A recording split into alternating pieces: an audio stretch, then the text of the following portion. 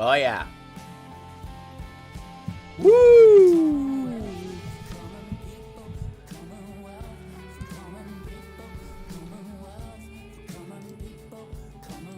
I bid everyone good morning, good evening, and good night. Thanks for joining us for Commonwealth for Common People.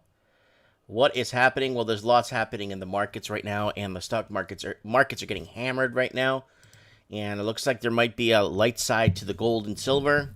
I don't know how long they could suppress it. You're tuned in. You're at the right place at the right time. You are tuned in to Commonwealth for Common People. I am dressed in my summer wear, but even though it's kind of cool out today, that's what you get for living in Canada. You get 9 months of cold. And yeah, that's how it works. If you want to live in a warmer climate in Canada, you're gonna have to pay $3-4 million for a teardown. Oh yeah, that's how it works in Canada. Oh yeah. Everyone's rolling into the comments. Thank you. Everybody's coming into the comments. You're tuned into the best, worst YouTube channel on the planet. When people find us, they love us if they could find us. So, guys, let's do a quick channel plug, and we're going to get into the top stories for tonight. We'll even get a few calls in, find out what's happening with Dogecoin. I'd like to know what's happening with Dogecoin. Guys, I did short Tesla on Monday. Was it? Yeah, Monday? Hold on. Today's Wednesday. Yeah, I did short Tesla on Monday. So, hopefully that I haven't checked my anything today in the last 2 days because I've been so slammed at the shop. So it's been really busy getting things in line. So let's see who else is out there. Okay, we got CJ in the house. We got Jay Borg in the house. I think I have 2 or 3 gold stocks. I gotta check. I think I have 2 or 3 still that I never sold. They were in a negative position.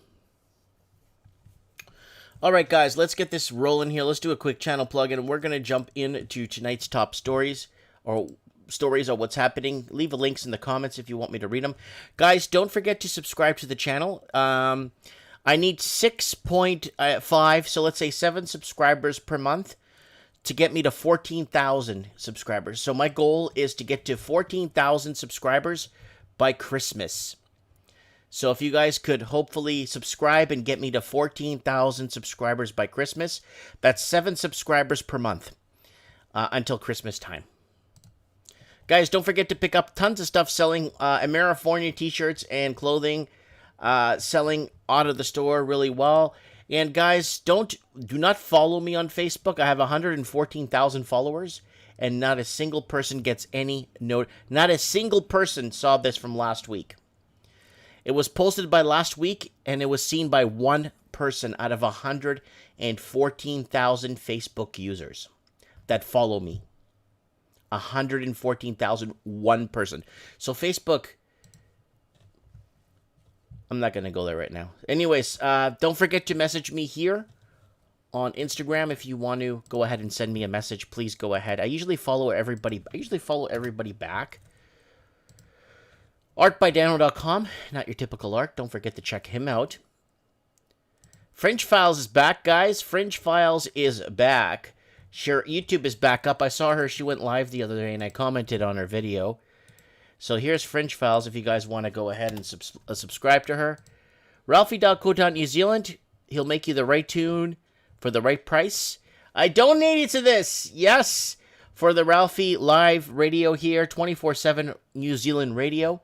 So don't forget to subscribe and donate. Ralphie.co.New Zealand. Our man Ralphie has called in several times to the show, telling us how it's going down in New Zealand. I hope everybody's doing good out there. Let's get an action-packed show for you guys today. Lots on the go. Lots in the comments already. People love Dogecoin. Options on gold made 300% in a day on Monday, says Low Roller Scratcher. Mike Gear says to Roller Scratcher. Poor Dogecoin. What happened to Walking Journey? I know Walking Journey made 10 grand off of Dogecoin. He's doing so well. And there was like last Monday's video. I'm not sure what happened. If he lost or he got out at the right time. If he sold. Not sure what's going on with his Dogecoin. Or Dogecoin. Or DG Coin. Or Digicoin. So here it is, guys. Canadian inflation. Pay attention if you're in America, because this is going to apply to you real quick in a heartbeat. Canadian inflation makes the fastest 2-month acceleration in over half a century. Canadian inflation, let's see if there's a graph here for us. Holy cadroli. Oh, there's a CPI EX energy right there. And then the CPI right there. Holy macaroni. I'm shocked. Well, I'm not shocked. Like shocked the monkey. I'm just shocked as in like, you know, when you see a graph, this would be good if this is like money you're making, but this is money you're losing. Holy crap. First, let's talk about the base effect. This is when a period is compared to a previous one that it was artificially impacted. Annual growth may be normal in the recent period, but low growth in the previous one can make the difference. I think we're going to start to see negative growth in the country because we are too dependent on housing here in Canada. So, yeah. Homeowner replacement costs see biggest jump since 1989 AD. The area of interest to most is a shelter of sub-index, which you could feel moving. Shelter prices are up 3.2% in April compared to 1 year before. The annual growth in the previous month was 2.4%. It is affected by some base effect, but clearly some of this growth isn't just data skew. So one of the best drivers of shelter was homeowner replacement costs. This is how much it would cost to replace parts of or all of the home and is based on new home prices. The average grew 9.1% in April compared to a year before. It was the biggest rise since April 1989. So there is RBC's high. I'm not going to base anything off the bank. They're full of crap. They're a bunch of loser liars. So there it is right there. Canadian inflation makes the fastest 2-month acceleration in over a century. Housing prices are on fire right now in the United States. We'll get into that real quick. But housing prices, Amerifornia is coming to fruition. I did tell you guys Amerifornia in November of last year when the new president-elect took office, Amerifornia is here. Housing was going to double in 2021. Double in 2021 in some places. And now I'm thinking that some of it's going to go 2.5 in 1 year, 2.5 times the value in some places. The Don's in the house. Hey, Don. Lord Humongous, of course, in the house. Don't forget to PayPal Lord Humongous. It's going to open a link here. Don't forget to PayPal Lord Humongous. I PayPal'd him the other day here. Other people have been PayPaling him. He's going to do a Mike in the Night Amerifornia tour. He should change that to 2021, 2022. Because we'll do it through Christmas if we have to. So there's the link right there. I'll give you the link right here. And go out and get some stories and find out what's going on. Unfortunately, and Canada's getting hit in the pants real hard, man. Canadian housing starts to drop 20 points, which normally means a correction, says BMO. So housing starts to drop 20%. So what does that mean? Is Amerifornia done for California done? So what is this here? Canada housing starts. So no, but this is actually not bad. Where are we looking at here? Supply. Don't expect price relief anytime soon from this supply. Even with the decline, there's going to be a lot of supply, but don't expect to have much of an impact in the near term. New homes take years to build, meaning the record surge pullback won't impact much of the market anytime soon. However, all of this stuff will eventually be built, assuming material costs work out. So there it is. There's lots of building in Canada, lots of cranes, and nobody's buying. I don't know who's buying these properties. I'm talking to people. They're like, yeah, I don't know anything about anything. And they're like, wow, I can't afford anything. I don't know. Maybe it's just the part of Canada I live in where no one could afford to eat lunch. I don't know. You know what I'm saying? Keep building more. No one buy it. That's why construction was essential during 2020. Not not public sector government low-income housing construction. Private sector construction was considered very important. Essential business. Building homes that people can't afford to buy. I had a friend talk to me today. Said he bought a condo In Kamloops, a 2-bedroom condo paid like $650,000. It's like 4 hours away or 3 hours away from Vancouver. But that's how it's going to go going forward.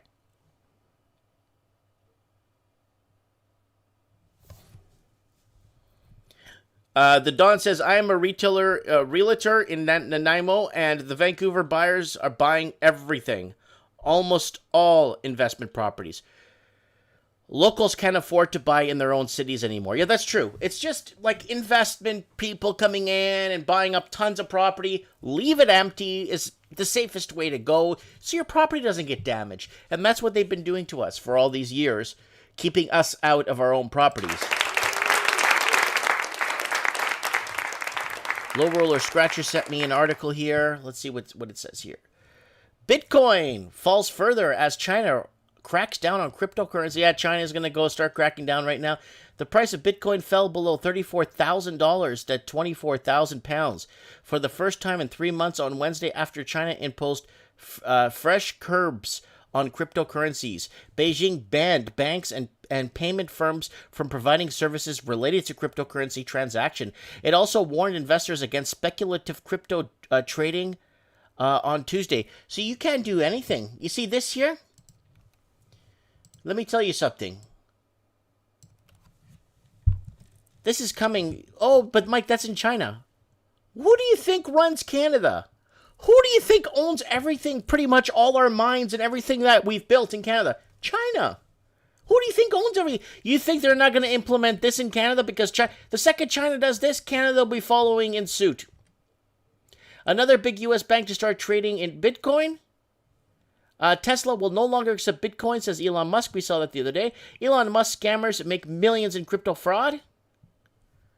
And at the same time, Tesla shares fall more than 3% on Wall Street. I did short these guys on Monday. So the firm owned by Elon Musk still holds around. I made a video too, so I'm not just saying that because it's falling now. So there it is right there. Crypto down. All right, let's go back here. Canada condo markets are making huge gains. Yeah! Yeah! So when you guys, this is Toronto City Hall. This is not a condo. So when people think, wow, that's a nice condo in Toronto. No. I'll show you a condo. What a condo looks like in Canada. Looks nothing like you see in America.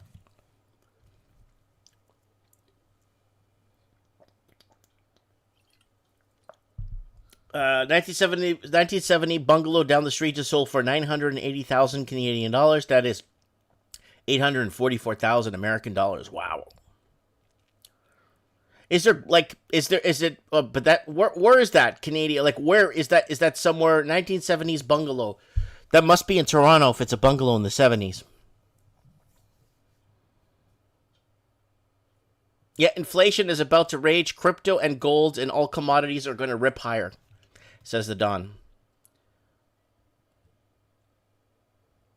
The Don, why don't you add me on Skype? I would like to talk to you for a little bit, just to give us a little insight. You are a real estate agent in Nanaimo. I would like to talk to you for a little bit, if that's okay. What else we got here? Mayor yeah. Okay, Canadian home buyers are ready for bidding wars and pay way over asking, says TD. See? California. I don't know. Like, I'm going to have to ask. I'm going to have to find somebody that could afford, that could actually, a Canadian that has a job. I guess if you work for the government, they pay you in line with what the prices of stuff is costing. I think if you're a government employee, you get a little bit more. I'm just trying to figure out who the hell could buy this stuff. I know professional sports guys, people, a lot of them are going broke. So, Canadian home buyers are ready for bidding wars and to pay over asking. Almost 1 in 5 home buyers would offer $50,000 or more. The pandemic made things worse, says a majority of home buyers. Half of home buyers struggled to find a place they could afford. Well, you're in the wrong country, right? I had a guy walking out of my store today, very upset. Typed in 300,000, 7+ bedrooms on Zillow.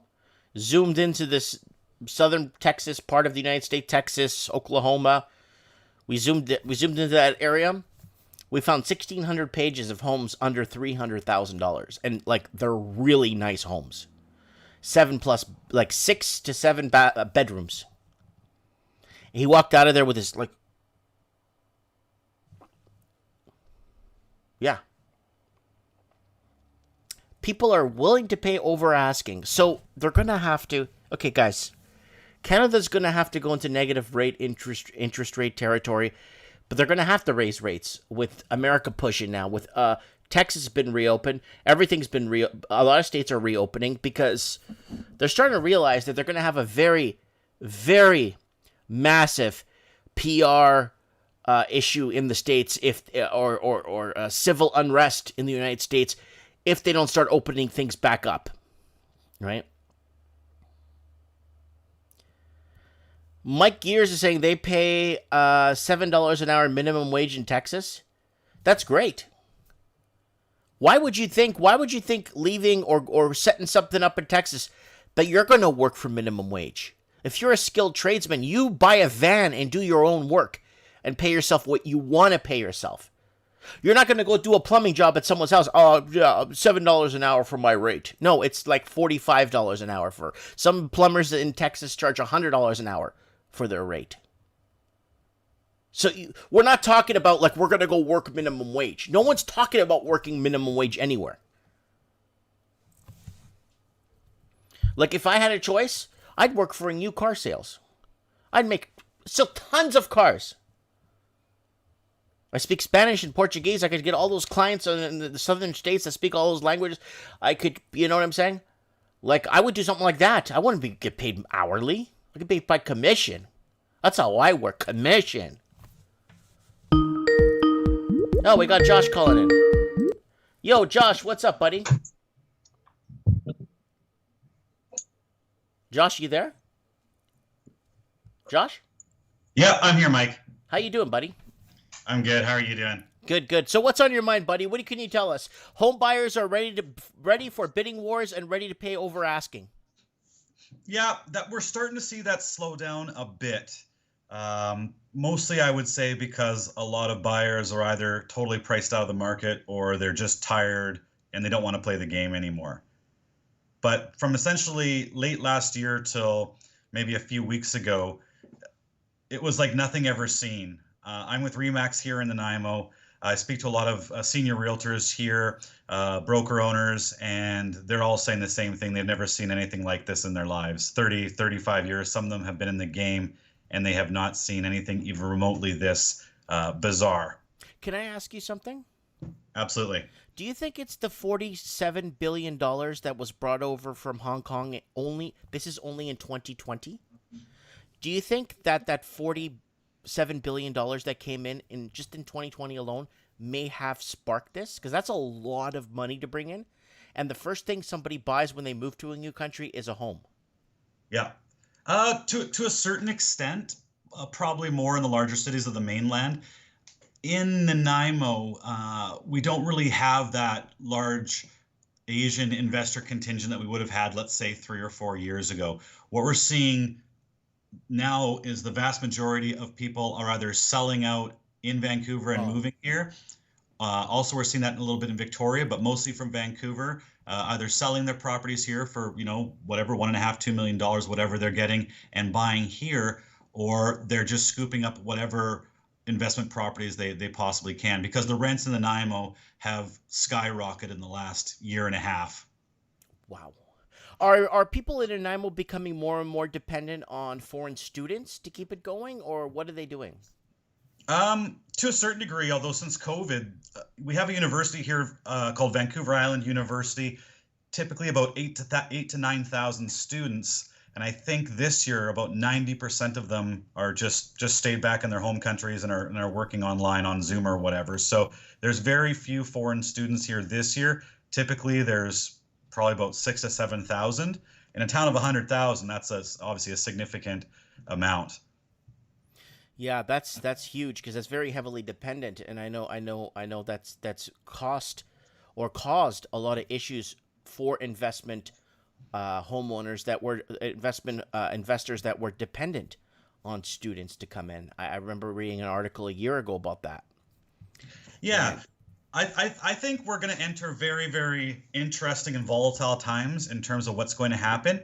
I'm seeing a lot of my clients and a lot of people making assumptions. Now, I don't guide my clients into purchases or anything where I think they're going to do poorly. We certainly try and help them find the best deals. But obviously, with the rents being what they are here, just to give you an idea, a 2-bed, 1-bath basement suite, 800 square feet, is going for anywhere from $1,600 to $1,700 a month now. And then 16, a lot of times, 1,700 pesos or dollars? dollars. It might be worth as much as a peso if they keep printing, but yeah. And then if you're renting the top floor out of a rental property, with 3-bed, 2-bath, the average here is now $2,700. Okay, guys, listening to this in the United States of America, when he says Vancouver, it's not an island like St. Kitts, St. Vincent, St. Lucia, where you have the emerald green water. This is the North Pacific, so it's dark, murky water. It's not like, you know what I mean, like tropical. So when people hear island, they're like, ooh, tropical. It's like, no. So I just kind of wanted to throw that out there for people living in the States, because when I have people on the show and they say, yeah, we sell in Vancouver for 1.4 million, everybody like on the state side, like in, let's say, like Arizona or something, they think you just sold Shaquille O'Neal's house. You know what I'm saying? That's what they think. But then when you show them a picture of the house that sold for 1.6 or $2 million, they look at it and they're like, oh, that thing?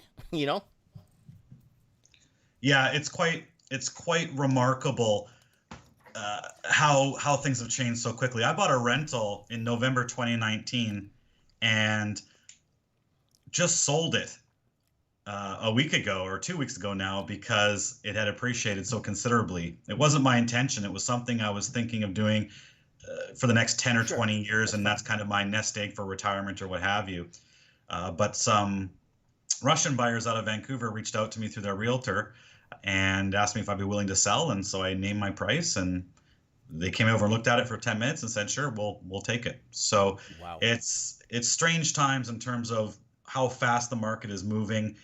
People that wanted to wait a year can no longer get in. It'll be interesting to see how the rest of this year unfolds, and then obviously getting into 2022.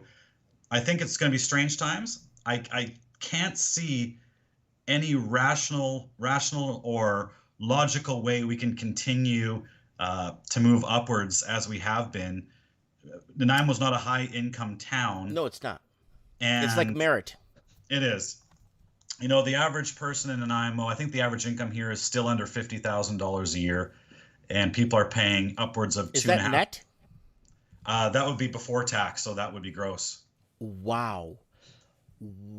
Okay, so 50 large. So you take home what, 37.9, maybe 41 if you're lucky.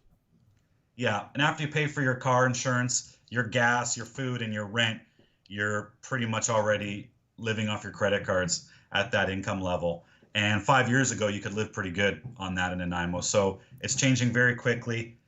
The big assumptions I see being made right now by landlords, investors, people that want to get in and just have other people pay their mortgages, some of the assumptions I think that are going to begin to fall apart are, number one, renters can pay ever increasing higher rents forever. You can eventually have rents of $5,000 a month and no problem they'll pay it because they have to. I don't necessarily see that happening, and I also don't see the rental pool, the pool of available renters who, number one, you would rent to, and number two, who can afford it. I don't see that as being an infinite pool of renters. At some point, they're already building so many rental units here, apartments, hundreds and hundreds and hundreds of units are being built right now. I honestly don't know where all these people are going to come from to fill these buildings at these insane rents. So I think we're reaching sort of saturation in terms of that, but who knows? Who knows where it's going to go? SB is asking, ask him why realtors conduct multiple offers in secret, and is that the cause of inflated pricing? Well, that's kind of a tricky question to answer. Mm-hmm. Not in secret, but what's been happening, and this is a first for anything I've ever seen, anything my partners that I work with have ever seen. Some of them are in their mid 60s and even 70s, and they've never seen this, and they've been in the game for a long, long time. And just in terms of how this all works. So what we're seeing now is a home will come on the market. They'll have 2 or 3 days of showings. They might have 40 or 50 showings. Mm-hmm. And then they'll say, okay, we want all offers by 5 p.m. on Monday night. And they'll get 15, 20 offers, and they just go through them and pick the best one. So it's gone are the days where you just submit your offer, and if it was list price, you'd get it. I've actually recently had a colleague who listed a home, showed it to about 30 different buyers. It was in a multiple offer situation, but the owner didn't think he got enough multiple offers. He got mad and pulled it off the market. So people are now beginning to have these insane expectations that the $400,000 fixer-upper they bought 5 years ago should now go for $1 million in multiple offers. So we're seeing this kind of mentality shift where people's expectations of even crappy old homes are completely in la la land. Like there's no real grasp of reality in the market anymore. It's just, I don't know. It's FOMO like I've never seen before. We have MD in the comments saying in Ontario, Thunder Bay is the last affordable big town. Mind you, it's still around 500,000 and it's 14 hours north of Toronto. I've been to Thunder Bay, and it is cold pretty much all year. Like you could be there in June, July, and it's cold. And but yes, housing there is still. It used to be Windsor, Ontario, and then Windsor started to go crazy. And then now, last place, Niagara Falls was there. That they lost affordability. Now people are moving up to Thunder Bay, Dryden, Ontario, up by Pickle Lake there in northern Ontario, and that's what we're seeing here in the eastern part of Canada. So sorry, I was just replying to a comment there in the comment section, but yeah. So like, it's really interesting to see this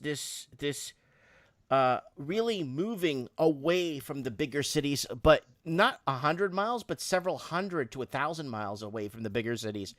And I've spoken to a lot of people, Josh, just let's say in the last 5 months, hundreds of emails just of people that they're professionals and they're done with Canada.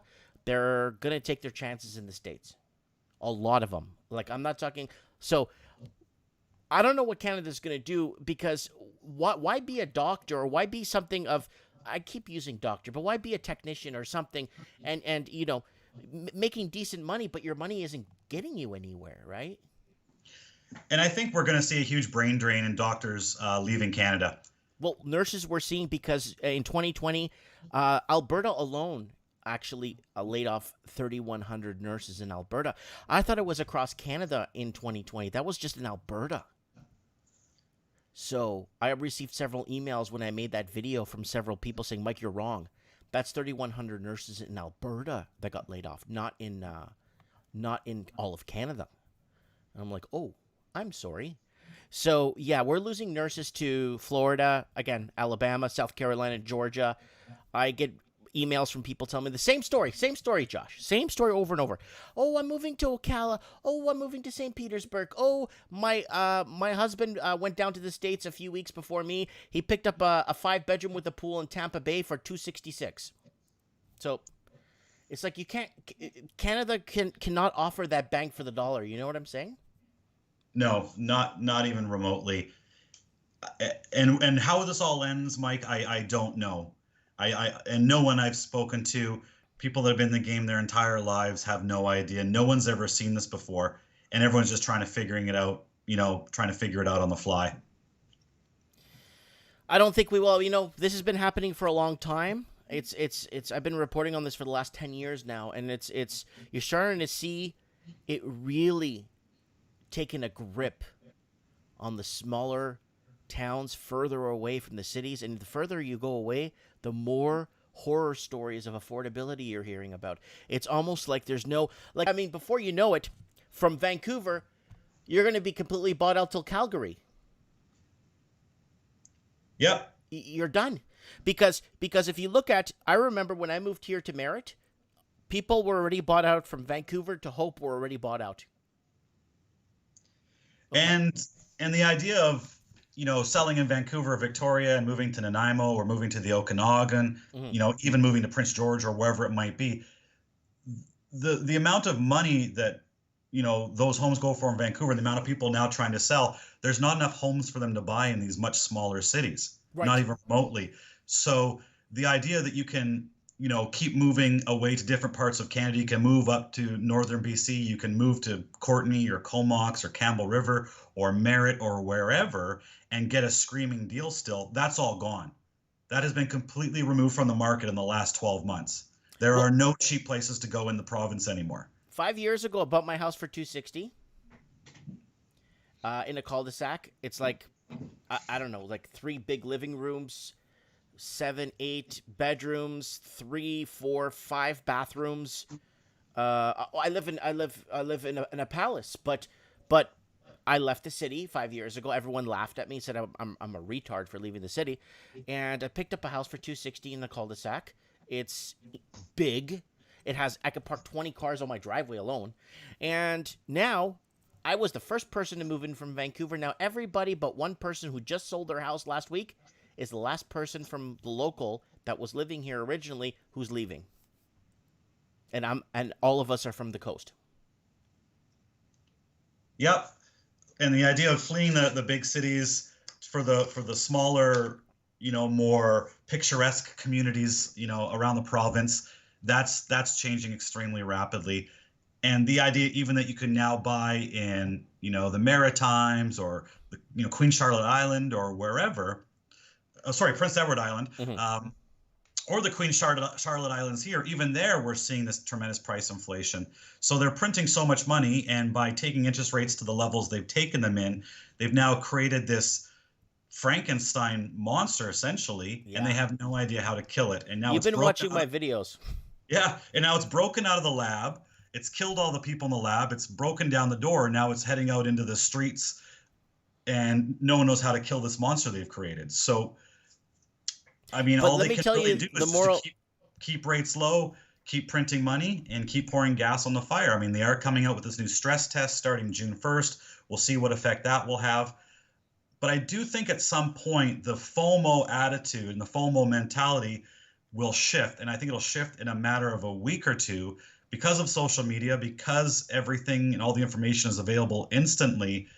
I think we'll be surprised at how fast this thing can turn around. And I don't know what's going to be the spark that causes that.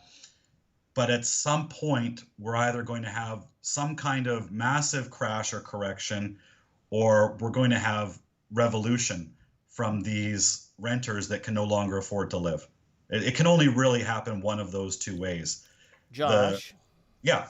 did you know that we read about that? We read that we've been following LA County and the homeless crisis in LA County. And a year ago at this time, for every one empty unit that's owned by a foreign investor, like one empty unit, there's 4 homeless people in LA County.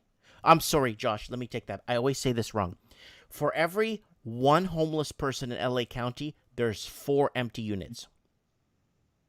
Wow. Okay. Yeah. Now, somebody again corrected me and sent me an update from the LA Times. It's like, no, Mike, you're wrong. It's actually 61,000 homeless people in LA County alone. Just LA County, not Orange County, Alameda County, just LA County, 61,000. And now for every one homeless person, there's roughly 4. Now it's just almost 5 units now for every one homeless person of 61,000 homeless people. I can't believe it jumped up 20,000 homeless people in a year. Nothing surprises me anymore. Even in Nanaimo, we've always had homeless, like, anywhere. There's always been, a few homeless people sort of around town that you would, when you're out having a beer on a Friday night or whatever. But in the last probably 5 years, I'd say maybe 6, 7 years tops, it's exploded. Oh, for sure. There are hundreds and hundreds of homeless in Nanaimo now.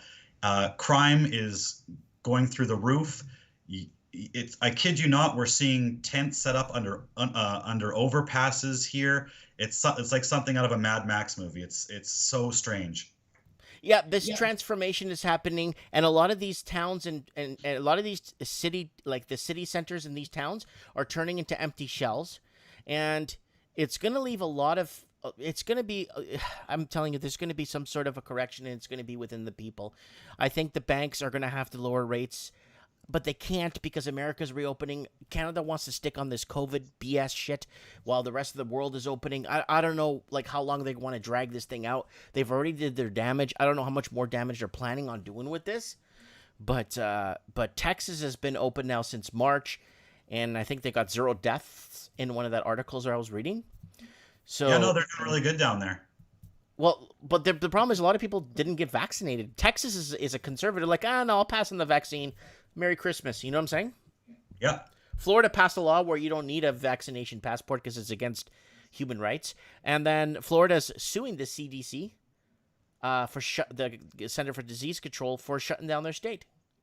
So there's a lot of people fighting back. There's a lot of states or bigger entities that are fighting back against this. It's not just a little guy that didn't wear a mask at a Walmart. It's now bigger entities that are actually stepping in and saying, you know what? You screwed us up, buddy. Now someone's going to have to pay. Yeah, absolutely. So, and that's what's been happening. And this is the problem we're facing right now. It's what is the deal? What is the end game? Why, I guess the best weapon is inflation, money. The weaponizing currency. Sorry, let me rephrase that. Weaponizing the currency is the best weapon they could use now, and basically, I never asked no one to lower rates. If I had a vote, I'd keep rates at 5.5%. This way, housing stays in check, and I'd actually do my due diligence at the border to stop people from laundering money. Mm-hmm. Right? That's a major issue in Canada. I don't know if you watched my other videos where Canada would be in a recession without money laundering. They're not lying about that. No, I agree. Absolutely. So criminals keep Canada afloat. Like, how does that work? I guess I don't know. You have to be a criminal to figure it out. I don't know. Yeah, I mean, it's been happening for so long now. I think it's almost considered de rigueur to use the real estate market in BC for money laundering. If it's happening much in the Nanaimo, we're not seeing it so much. I think it's largely reserved to Vancouver. Bigger city like Vancouver and I know Kelowna has been hit a lot because right now Kelowna has a lot of empty units. They're starting to find out now. There's a lot of empty units showing up there now. Like everywhere, there's empty units and empty homes. So they're starting to looking at that in Kelowna, and they're like scratching their heads.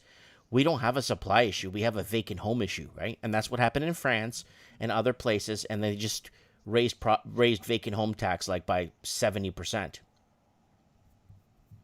Yeah, and I think that'll be another thing the government's going to throw at the housing market is just to put so many new taxes on it. You'll be taxed for absolutely everything. I think they'll even put capital gains on your principal residence. That might be political suicide, but they're going to be pretty desperate. I'm not too sure how it's all going to play out in terms of taxes, but I do think in the next year or two, they're going to be staggering what they do in terms of tax in the real estate market. Yeah, well, they were thinking about this last year. They wanted to tax the equity on people's homes, right? Yeah. So, but if the equity goes to negative, do you get paid back? Wouldn't that be nice? Wouldn't that work that way? Like if your home goes to negative equity, shouldn't they be paying you money for losing on your investment? Like I guess that would work both ways, right? Oh, you would think, Mike, but you're using logic, see, and that doesn't apply in the modern society we live in. Let me tell you a quick story so you could tell your friends back at work when you're at the office and stuff.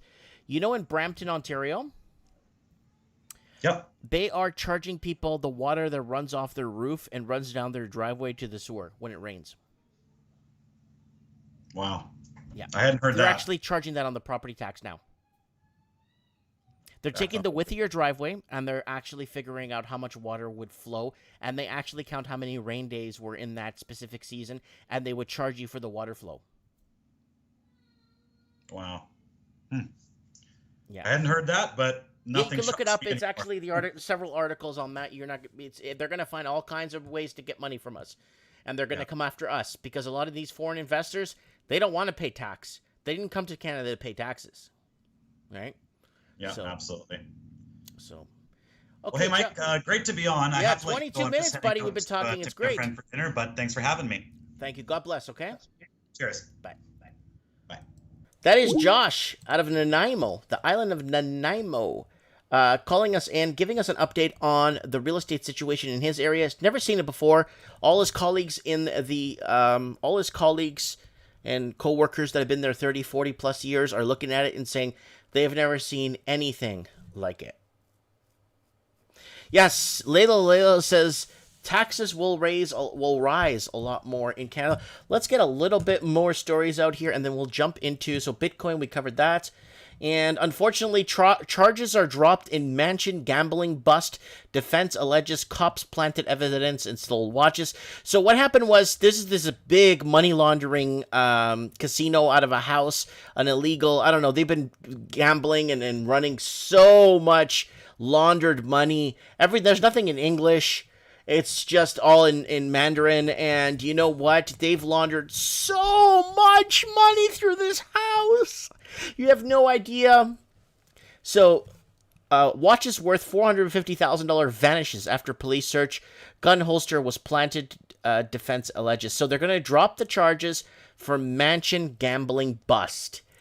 That is the biggest Christmas present anybody could get, because look at this. $450,000 in watches. That's great. I would give $450,000 in watches any day to avoid a police raid or bust. Take the watches. Don't worry about it. If I'm making so many billions of dollars every year, yeah, I would take the 450K watches. And now charges are dropped. You see? Money launderers are not going to go to jail in this country. It's mandatory to launder your money in Canada. Japan's economy shrinks 5.1% as pandemic dries up spending. No, the suicide rate in Japan has skyrocketed, and more people in the month of January 2021 committed suicide than died of COVID in all of 2020. More people committed suicide in January 2021. Hope they could rest in peace, these folks, and our prayers are with them. Japan's economy contracted an annual rate of 5.1% in January. March slammed plunge in spending over COVID pandemic, according to government data released on Tuesday. So they're gonna deflate their currencies into nothingness. House committee hears clashing experts' opinions on Bill C-10. I'm bringing up Bill C-10 today because it's actually going to affect a lot of things. Because Canadians will no longer be allowed. Now, listen to this. Now, I spoke to someone that knows this law in and out really well. Pay very close attention to what I'm going to tell you guys. I'm a dual citizen. I'm a Portuguese and I'm a Canadian.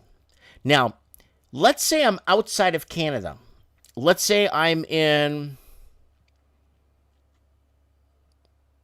the country of Angola, and I'm in the capital, Luanda, Portuguese Africa. I'm in Luanda. I'm in my nice little detached home on a nice piece of land. And I want to broadcast to you guys about something that's happening in Canada. Apparently, if I'm a Canadian citizen and I'm broadcasting or discussing something of Canada, and I'm not in Canada, they actually have the power to come and grab me and arrest me and charge me. This is what I've heard. That this Bill C-10 is actually a lot bigger than anyone could ever fathom. And this is going to affect a lot of things. Because if they pass this, do you know why they're doing this? Do you know why? Rebel media. Rebel news. Rebel news has gotten so close to the truth. They, people, promote them word of mouth. People know all about them. And Rebel media, Rebel news, is the reason why they're pushing this Bill C-10. Is one of the major reasons. I'm not blaming Rebel news for getting close to the truth and telling the truth. And they always create a solution for a problem. So this is their solution, is by shutting everybody down.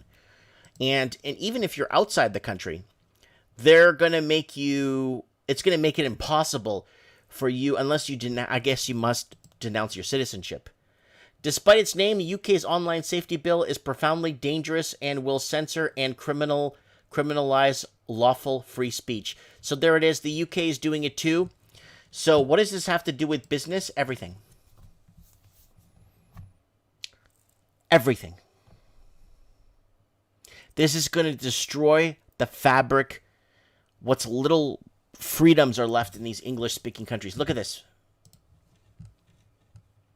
UK's online safety bill is profoundly dangerous and will censor and criminalize lawful free speech.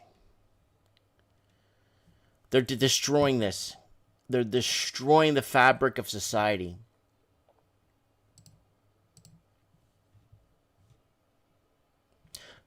Kumo set to earn $5 million from book on the COVID. So you go. Write a book. There you go. There he is right there. Set to earn $5 million. This is not 5 million pesos. All right. Let's go into... Oh, this is news. Let's go into... where's business? Business. Finance. There it is right here. CN confident in Kansas City Southern bid despite shareholder call to drop it. Fed officials in April cautioned about inflation. Man, we've been cautioning about inflation for the last 4 years because everything's been out of control. Airline group calls for easing of travel rules as EU eyes on reopening. Bitcoin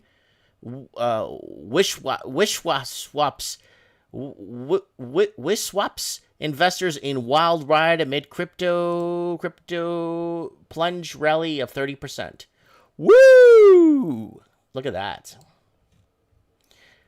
Where was this other one? What's the burden flame? What are they passing here? Trudeau, Ford trying to pass burden of flame. Pass burden of flame for COVID. So basically, the blame game starts. They're going to start pushing, and the blame game is going to start for COVID. And as they start opening things up, they're going to start realizing it wasn't as bad as they thought it was. And in the United States, if you're living in the United States, 88% of children covered by monthly payments starting in July. So children will start to get some sort of like government payment capped at $2,000. And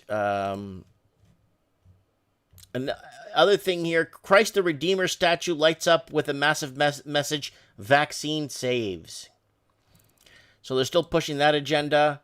Ex-Navy pilot says UFOs were spotted daily for a couple of years as Senator urges U.S. to take phenomena seriously. And someone apparently found the cure for COVID right here. I drink cow urine every day. That's why I do not have COVID right now, says Indian ruling politician. So there it is right there. Surging lumber prices make wood a hot commodity for home builders and thieves. So apparently thieves have been going into sites and stealing wood off sites. Lumber prices make wood hot commodity for builders and thieves. So people are thieving wood. Thieve the wood, man. That's the way to do it.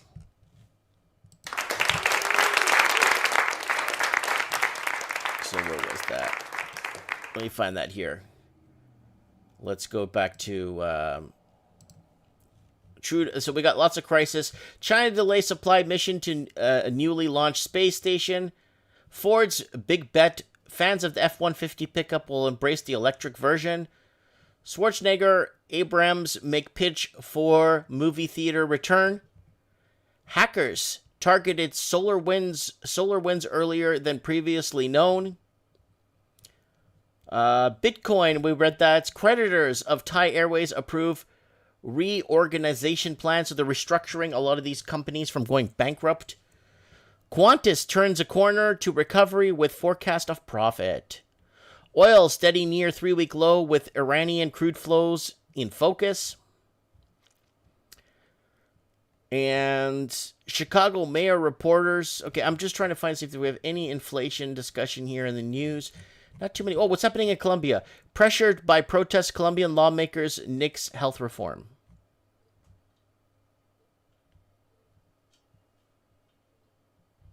All right. Let's get another caller. let's get... Yeah, see, Grindhouse Cartoon, Dano saying, I drink Jack Daniels every day, and I don't have COVID either.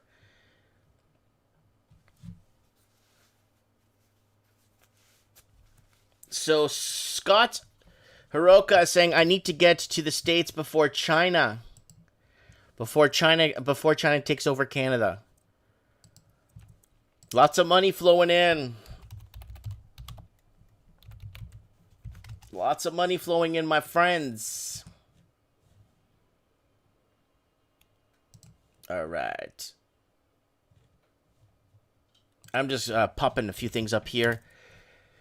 Yeah, so we're looking at real estate today at the shop, and I had a couple of people were standing around the computer screen. I was showing them, like, look, guys, I mean, look at... And we were looking at what this would cost in my town, a game. We were playing that game. What would most of these things cost in my town? And it just, the actual is just absolutely phenomenal. What you could pick up for under 300 large. It's absolutely phenomenal. I don't even know where to, like, pinpoint. So we're going here to a warmer part of the... So let's take a look at this. So, okay, people in Australia, Canada, New Zealand, the UK. I'm sorry I have to bring this up, but why bring it up once in a while to help you guys out, to make you guys feel, you know, that there is something, you know, there is... See if I can get... I opened up 6,000 pages today. Let's see if this is it. There it is. So there's a way to open several thousand pages of listings of what you're looking for in your price range. So there's some of them here for 145, 262. Ooh, I like this house, man. It looks like the White House. 149. See this thing in Canada? $27 million.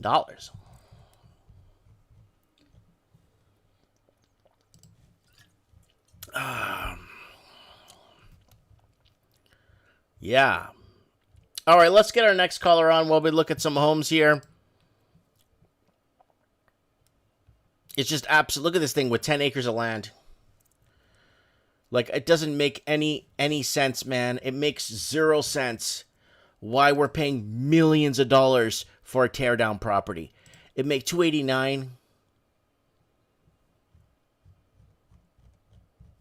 So we got 6,600 listings here for under $300,000.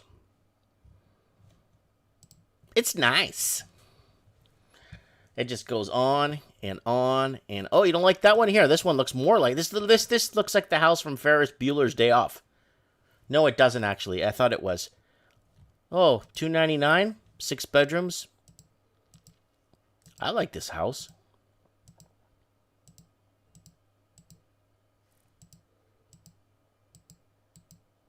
Oh, yeah.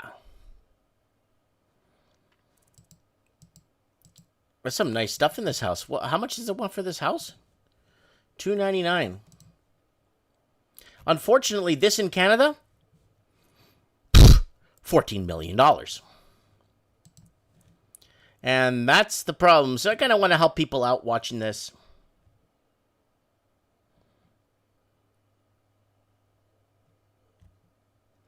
KCC Pack saying, don't promote cheap houses in the USA, Mike. You simply provide fuel for a Marifornia movement. Buddy, you know what, Scott? Sorry, KCC Pack. There's not a lot of people that watch it. Nobody even knows I'm there. I'm here. Like, I don't get a lot of viewers. So it's just our small community. People see me talk for 2 minutes, especially people that are, like, in the Marifornia movement. They look at me and they're like, I don't like that guy. You know, they just cut me right off. So... Trust me, a lot of people don't watch this channel, so you don't have to worry about it. Yeah, so this is it, guys. This is the problem we're facing here. You know how many people would cry in Canada that have been trying to save to have their family and try to save up and have something to raise their family in? And like Americans, and still to this day, they have no idea how good they have it. But I show this house, right? And then somebody in the comments is going to tell me, Mike, that's in the ghetto. So I show this house. Here's the house here. People are saying, well, Mike, that's in a true ghetto. That's a ghetto house. It's in a ghetto area. Okay. But there's houses in ghetto areas in Canada that are selling for $1+ million. People are not understanding what's going on. All right, I'm going to keep this up here for a few seconds so we can get the comments rolling here. I want to ask you guys, okay, let's find something like nice looking, something attractive, something more. Here we go. This one's a little bit more upbeat. Okay, this 300,000. It's got a nice wide lot. It's contemporary. It's more upbeat. It's more. Now, in the comments, I want you guys to tell me how much money would this house cost you? Put the price in your area. And I would like, if you don't mind, telling me where you are. Like, if this would be in New Zealand, how much this house would cost.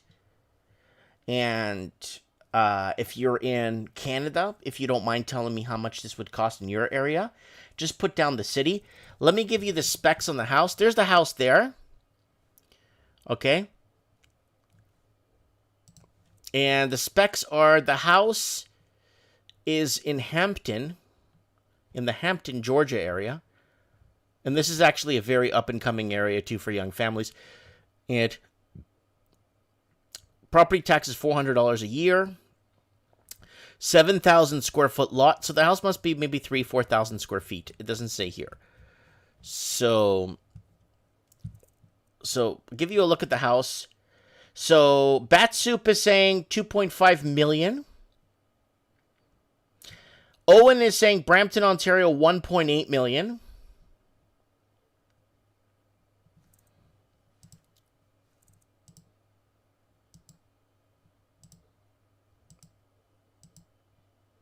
Well, it's got a really back area, big backyard area too. Oh, it has a real fireplace too. It's not gas. It's like electric fire. I mean, it's a wood burning fireplace. I wonder how many bathrooms it has. It doesn't state. I think it's got several bathrooms in here for sure. There's another one there. There's another one there. Counters don't match. So it's a different bathroom altogether.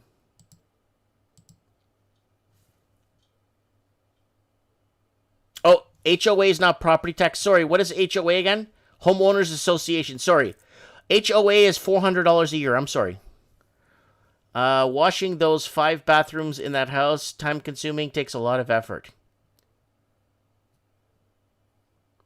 So, Kia Hogdost is saying Toronto Steels, north of Steels, in Toronto, 2.7 million. And then IDK, South Auckland, in the New Zealand, is 1.4 million New Zealand dollars. And then someone is saying, Ron L. Hubbard is saying that house in Georgia could be the hood. So this could be the hood, guys. Not too sure. Craig Cook is saying 2 to 3 million at least, I'd say in Auckland. 2.5 million, says Bat Soup. Scott is saying next year 20 million.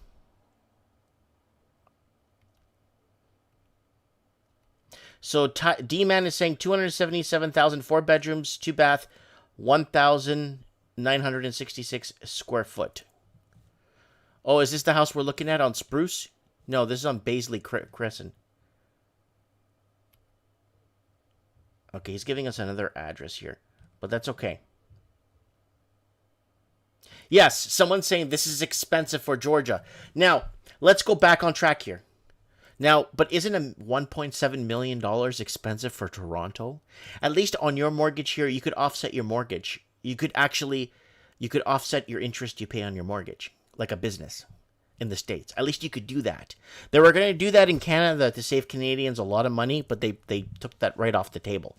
But no, you see, in Canada, we can't do that. In America, you could actually offset the interest in your mortgage. Right?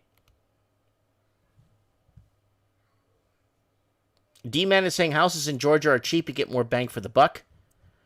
So, here's something a little bit more first-time home buyers, okay? First-time home buyer. 5 bedrooms, 3 baths. There you go. This is a more most first-time home buyer family type home right here. So if you want to start a beautiful home to start a family, it looks like it has a built attic. Really nice.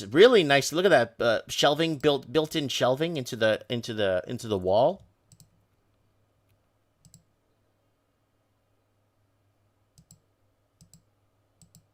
Doesn't look bad at all. The kitchen kind of looks like very dark kitchen. Has a wine. Yeah, the attic is built. There's the attic right there. They built the attic up right there. And yeah, not too bad. But I mean, what do you want for 200 grand, right? Your estimated payment, $800 a month. So it's a freehold property, carport garage.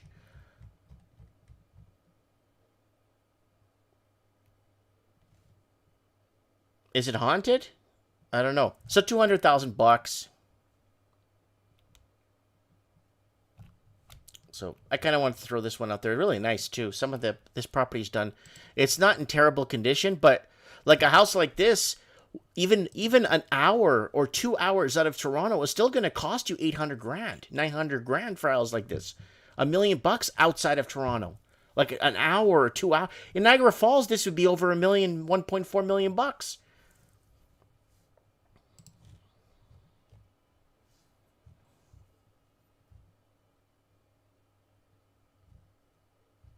There's 6,600 listings here.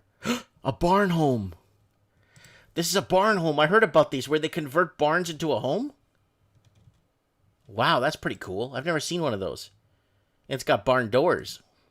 It's got a pool. It's got a workshop.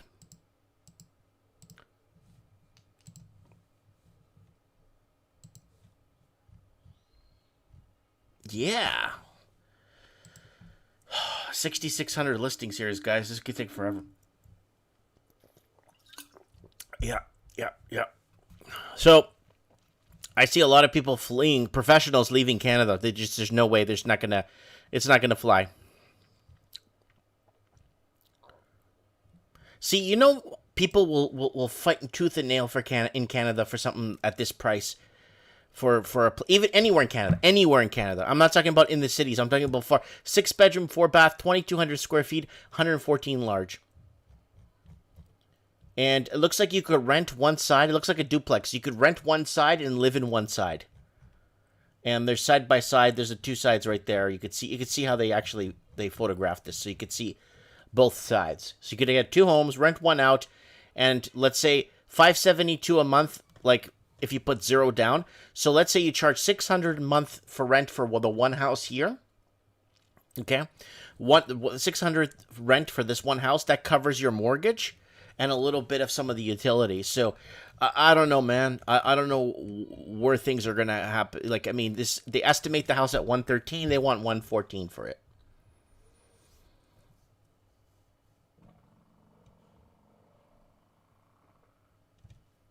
All right, let's go back to me here. Yeah, so I mean, this is a great starter home for a family that's on a tight budget. About 114,900. That's very affordable. 572 a month, and it's been on the market for 89 days. If this was in somewhere else, this thing would be scooped up quick in a heartbeat. And it's going to be multiple 3,000-4,000 offers on this if it starts at 114. You're going to have people going up into the millions for this. And that's what's happening. You have room to park 4 cars.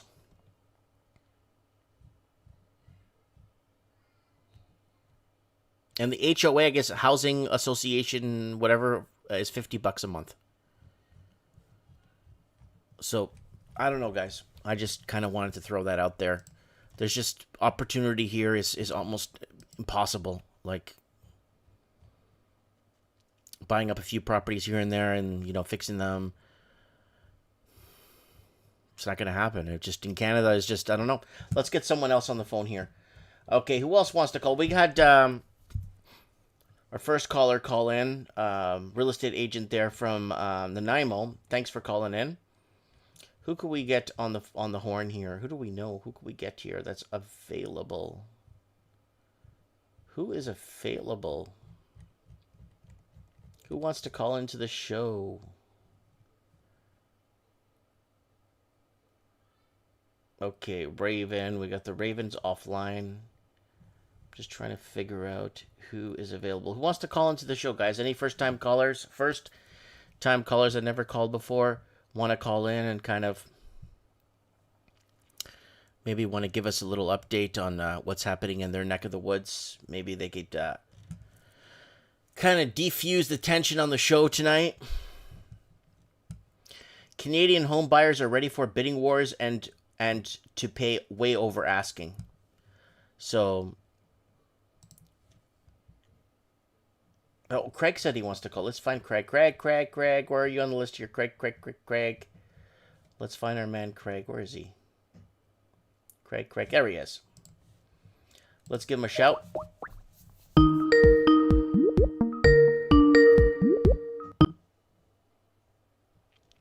Hey, Mike. Craig, what's up, buddy? How you doing? How are you? I'll put my camera on for you. Nice. My camera on? Oh, is my camera on? No camera. Oh, there it is. Oh, yeah, there you go. Yeah, I'm at work. Oh, there you are. What's that? Oh, there you go. Hi, everyone. I'm at work. I'm in my truck. Oh, nice. Is that your party van? Yeah, party van. Working man's party. Gonna party at work. Yeah, working man. So, Craig, tell us. You saw some of the homes that we were posting because I saw you comment on them. It's like I was watching that. I was having a good laugh to myself.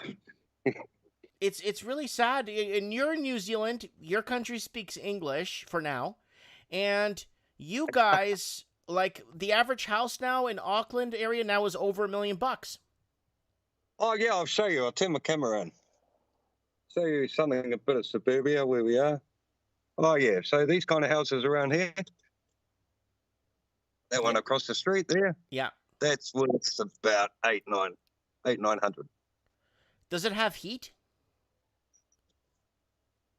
No. Yeah, Are you kidding? Some homes don't have heat. Some homes don't have heat and insulation, I found out in New Zealand. Oh well, they changed the law, but no, a lot of them don't. The biggest problem in New Zealand, Mike, is the low wage economy, and the wages don't match the houses and all that stuff. So it's just hilarious. What else is happening down here? Traffic's really bad. They've got they're doing the budget today. So we're not expecting much out of that. They're talking about putting taxes up. Again, I heard that. We've seen a bit of inflation with cost of food. It's one of those things where you go to the supermarket, and have you ever been to the supermarket or you go shopping, and you feel a bit confused, like you think, well, I can't put my finger on it, but I'm sure this is costing me a little bit more, like another $20 or $40 more a week. You can't quite put your finger on it. So it's all the prices have just crept up slowly. Yeah, like I noticed that too. I went grocery shopping the other day, and my wife was freaking out. She's like, "We spent $100 for 2 bags of stuff." I'm like, "Yeah." Yeah, your food, your bread, your milk. I mean, like bread, for example, used to be maybe $3 a loaf, and now it's getting over $5. And meat's crept up again. Petrol for your car, because we run our cars on litres, and so it's over $2 a litre, and everything's just creeping up. And of course, what you buy. Wait, you're paying $2 a litre? $2. I think it's about $2.15 or $2.20 a litre. Oh my God, that's like $2.46. That's like $7-8 a gallon. That's right. And I've got a bit of anecdotal evidence for you, right?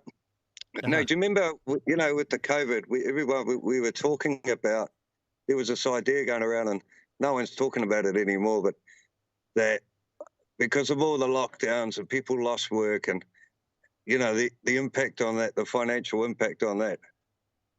So what happened is they've opened up a bubble with Australia, and they've said, and it's been on the news, we've got less travel than we thought. And well, obviously, because no one's got any money. No one's got any money for traveling, and and then of course, if you do go overseas and you come back, you have to pay $5,000 a person. 5 large. Yeah, 5 large per person to stay in their hotel for 2 weeks or whatever it is. So who's going to travel? Who's got any money? You can't make this stuff up, seriously. You can't. It's this is Yeah. Good work on the videos, by the way. yeah. So I'm pushing to get to 14,000 subscribers per Christmas, so I need to get 7 subscribers per month. I don't know. You better settle down there. Have a cup of tea, Mike. Yeah, I know. I'm kind of asking for a lot, but still. Come on. You Canadians are like us Kiwis, Don't get too excited, son. That's a bad move. Yeah. Me right. and anything else you want to lay out for us? Oh no, me and Ralphie, we've got a couple of markets coming up. One on Saturday and then one next week. So we've got a new gig. Make some videos make some videos. I'll put them up on my channel. Oh, definitely. Yeah, I'll do a recording for you. Please, and put it on Skype. I'll upload it for you guys. Yeah, good work, Mike. Keep it up. It's really good. We probably can't do much about it, but the comic value is it's just, what do you do? Yeah. I don't know, but I thought I'd get on video for everyone to see. So. Woo! Woo! All right, Craig. God bless you. Please stay out of jail. Yeah, I'll try. All right. Thanks, Craig. All right, sure. Thanks, Mike. Talk Bye. soon. Ciao. Cheers, mate. All right, guys. That is Craig Cook from New Zealand. We got Tristan in the house too in the comments. From I think his channel. I subscribed to his new channel and I'm not getting any notifications. The travel costs have skyrocketed. It is madness. No one will be traveling unless you are loaded. Okay. What's his name here? Dave Healy. Is this from today? Dave at 6:40. Yeah, let's call Dave. Dave Healy. I think Dave is with the Jeff Healy band.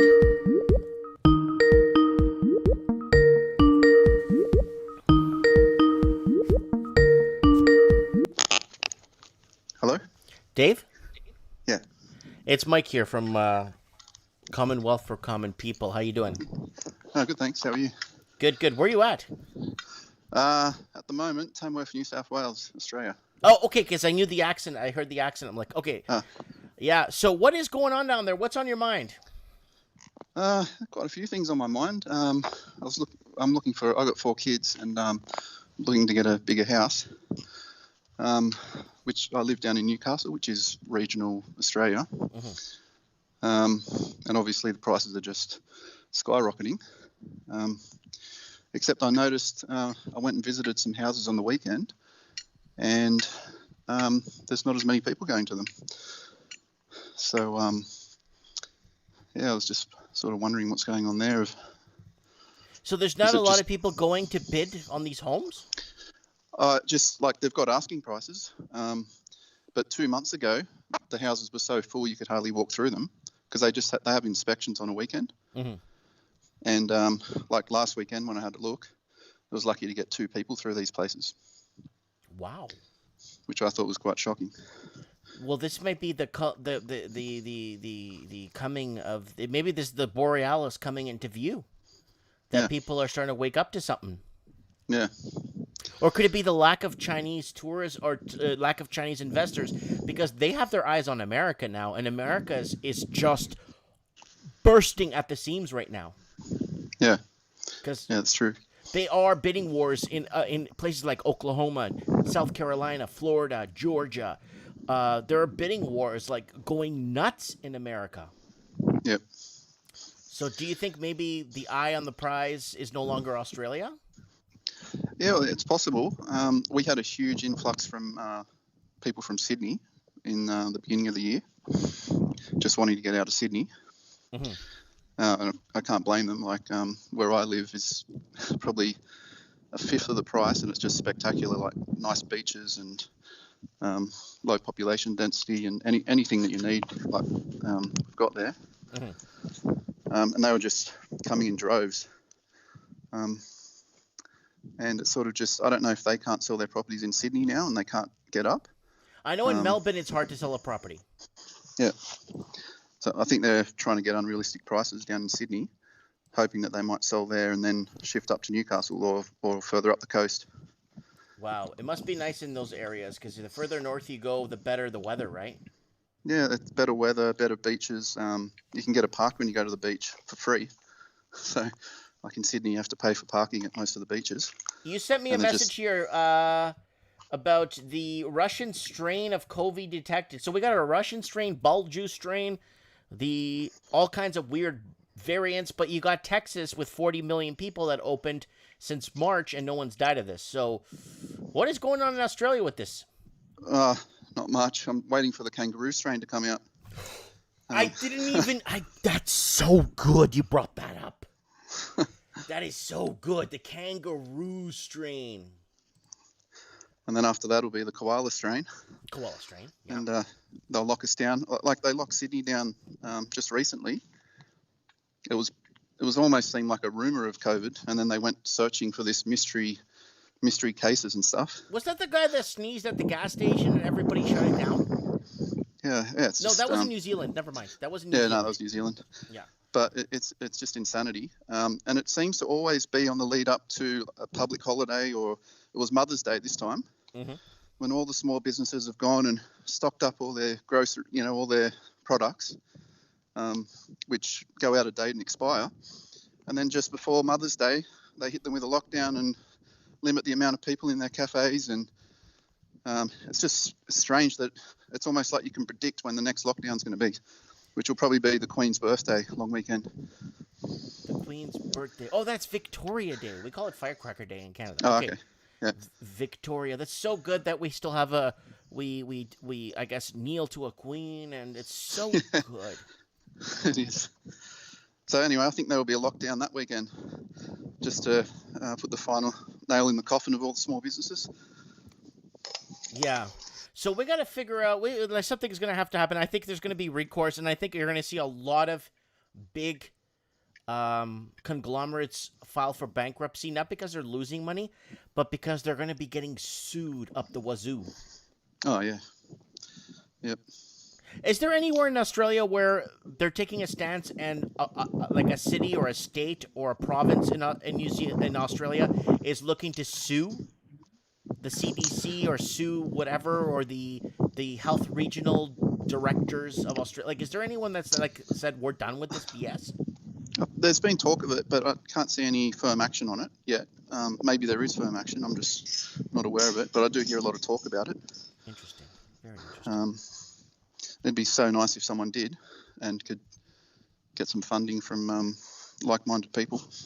That'd be good. That'd be actually very good. Yeah, I'd fund that. I tried to send money to the Florida one, and I contacted somebody there, and they're like, "Yeah, if Florida's suing the CDC, I'd like to donate some American money to you guys." And they're like, "Give us your email. We'll get back to you if we actually do something about it." And I'm like, "Okay." Yeah.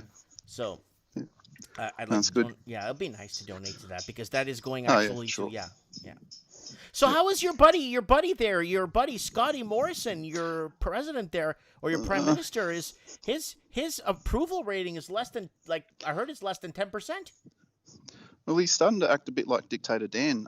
He's just sort of casually sort of mentioned that we might need a COVID passport just to travel interstate, which is totally unconstitutional in Australia. The state borders are really voting lines. They've got nothing to do with, we're one country. And then he's come out and he's sort of, and then now the state premiers have jumped on saying it's sort of a good idea.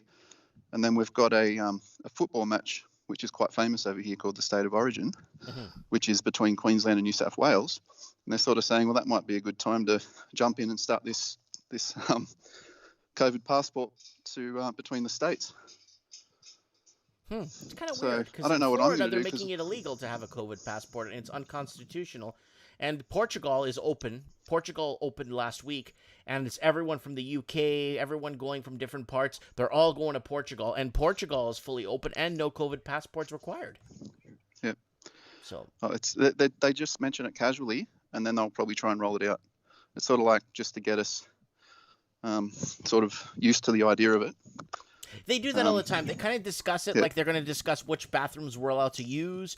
Then they come back a few months later, said, we talked about the bathrooms. Let's talk about it some more. Should we add an extra bathroom at work?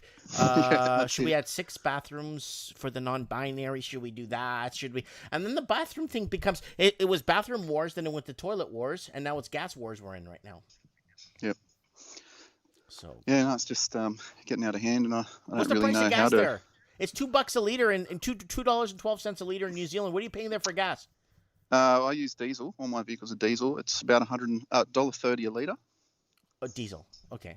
Yeah, but during COVID, it probably got around to $1 a litre. Okay.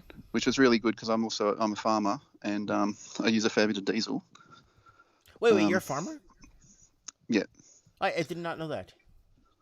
Yeah, so like I'm copying a lot of inflation in farming at the moment. I went into a shop yesterday.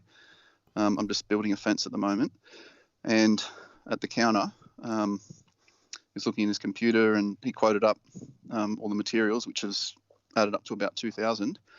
And then between that and going to the FBOS machine, which was a few meters away, he said, "Oh, I've got to put all the prices up." So he must have looked at what the incoming new prices are, and he's gone and jacked the price up on me, 25%.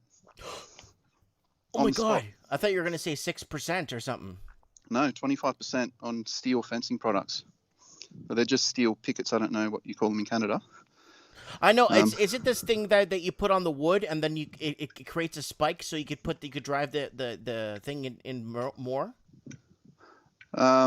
It's just a big long piece of steel about 1.8 meters high, and it's sort of like a 3-edged star. Oh, I know what it is. I've seen it before. Yep. Wow, this is huge. I can't believe. Yep. And does everything seem normal there, or are things still off? I think things are off, but people think it's normal. Like when you walk into a shop and you get charged an extra 25% on the spot, that's not really normal. No, that's illegal. I'm used. Well, yeah, you'd think so. But he's probably just so scared that he's got to bring in the products to replace it, and he's probably looked and gone, "Oh, gee, like how am I going to pay for replacing these items that this guy's just bought?" And I'm a regular customer, and he knows me, so he was sort of it's just sort of happening across the board. Like, I go into hardware stores to get products, and half the stuff's gone. And then you ask, "Well, when's it coming in?" And they've got, "Oh, I don't know, put some money down on it." And you're like, "Well, if I put some money down and it doesn't come, Yeah. Let me ask you, being a farmer, have you been affected by the sanctions by China? No, which is good. I've got sheep, and our prices have doubled. Do you have sheep for wool, or do you have it for meat? For meat. Okay. Yep. Yeah, the prices have doubled. It's actually, I find that insane. Like, I'd just rather everything just stayed normal. I'm happy that the prices have gone up, but then I'm paying more for fencing. So if they just stop printing money and just, let everything equalize again. Yeah, but you got sheep. If something happens, you got some land, you got sheep. You could live off. You don't even need, you know what I mean. You don't need to be on the grid if you did. I mean, if you really don't have to. You know what I'm saying? Yeah, and that's sort of what I work at part time. Just trying to make sure that I've got everything, in case there's some kind of fuel crisis or whatever. Wow. But yeah, I wouldn't be surprised if that did happen. I wouldn't be surprised if they came and just took the sheep off me. So we got Fap Win saying, Mike Martins, I'm in Melbourne since January. Over 1,600 banks and ATMs have been taken away and closed. Yeah, I found that with one of my local branches. They said they were shutting to move everyone into a call center because of the high call volume during COVID, and they've just never opened again. Yeah, a lot of people lost their jobs there. A lot of people are working at coffee shops now that used to be bankers in Australia there. Yep. Interesting. Very interesting. But Well, I appreciate you giving us, Dave, giving us a call and giving us an update as a farmer and giving us your points of views. It's really good that that we see that this is happening in everywhere in the world now. This is happening. Yeah, So yeah. every country is in the race to deflate their currency as fast as possible, right? Yep. It's a race to the bottom, so it's going to be very interesting where things. But you're in the right area. You're on the right side of the fence. You got your sheep, you got your land, you got your thing. You know what you're doing. You're skilled. You're not Mickey Mousing. You're doing things right, and just give it some time, and maybe this may actually pay off in a longer run than you could ever imagine. Yeah, hopefully. All right, But Dave. yeah, I mean, I'd rather things were just normal, but Me too. I don't think that's going to happen. I don't think it's going to happen. Me too. I just want the average wage earner to live an average life if he has to, if he wants to. The average wage earner now is enslaved and living in some people, a lot of people that are working average wages now are homeless, but they go to work every day. Yeah, that's just insane. It is. And yeah, I mean, a young person. Let me ask you, area, how's the homeless situation in the bigger cities? Are you seeing they're getting bigger? I don't think so that much because we're becoming so socialist. There's a lot of public housing that comes. There are some people, but it's not like I've been to America a number of times, and it's never got even like America is in normal times. Okay. So you hardly see that many homeless people around. A lot of them are homeless because they want to. I mean, there are some that don't want to be homeless, but there's a lot that refuse to accept any help. Okay. But that's why taxation's so high over here. Okay. Yeah, well, taxation is crazy out there, and I know in other countries in Central and South America, they've raised taxes like 50% in some places. So, we'll see what happens. It's a race to the bottom. Which country could deflate their currency the fastest? All right, Dave. I appreciate your call. God bless you. We'll talk soon. Okay, stay strong. God bless you too. See ya. Thank you, Dave. Bye. That is Dave out of Australia, who is a farmer for sheep farmer. All kinds of folks watching this channel. So, guys, don't forget, we got 2 new callers on the show today. That's so good. Okay, we got, who's this? It's God. Let's call him. Let's call. God is messaging me.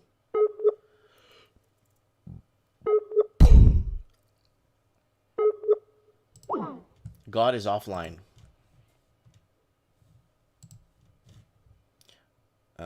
Someone said, Mike, $1.6 million for a shack with no roof. That was on Monday. Let's take a look at this. Oh, it's got no roof? What? What? Absurd. $1.62 million sale of decrepit property is proof Sydney has lost its mind. Can I see a picture of this damn thing? My God. Oh my God. What is this, 10 square feet? Oh my God. How much is this thing? What does this thing sell for?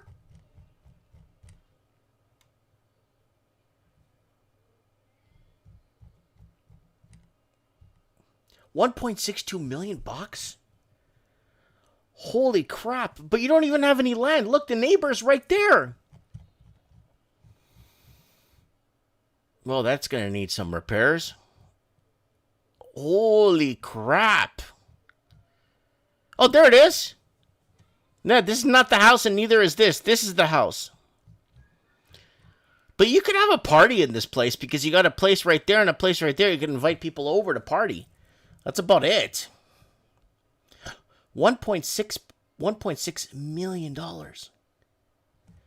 So when people say, oh, people buy these homes and put up 5 townhouses, where are you going to put a townhouse? You can't even put a toilet in here.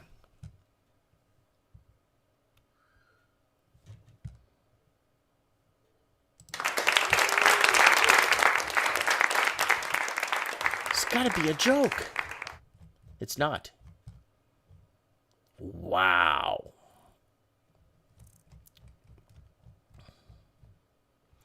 $1.62 million sale, decrepit property is proof Sydney has lost its mind. Sorry, guys. I have to recheck this. I can't believe this. Oh man, I feel sorry for Australians too, man. We're all in this together, man. It is crazy. All right, that's A Money trying to call. We had him on last week. I want to get somebody else on this week. Craziness. Oh, there's Ralphie. What's up, Ralphie? Ralphie, you there? Hey, Ralphista. I don't think Ralphie's phone's working here. Sorry, guys. It's starting to get sunny for some reason. It's been dark and gray all day.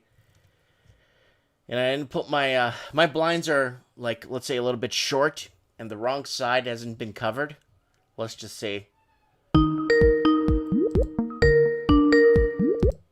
Ralphie, what's up, buddy? Hello? Hello, Ralphie, you there? Ralph? No answer from Ralphie. All right, we had two callers in from one caller from overseas, from Australia, and then another caller in from Nanaimo, British Columbia. Just trying to see what the heck is going on here. Oh, Hitting Stacks messaged me. Ralphie, you there, buddy? Hello? Hello? Ralphie's Skype is on the fritz. Okay, where's Buddy there is going to call in? Scott. Scott, can you add Skype and call me, please? Scotty. Scottishta. Oh, we got Liam. I wonder where he is. Oh, he's still in... I think he's stranded in Thailand.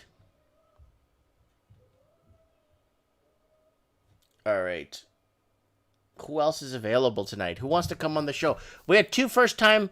I think one person called in once before, but we got two first-time callers in today, which is really good.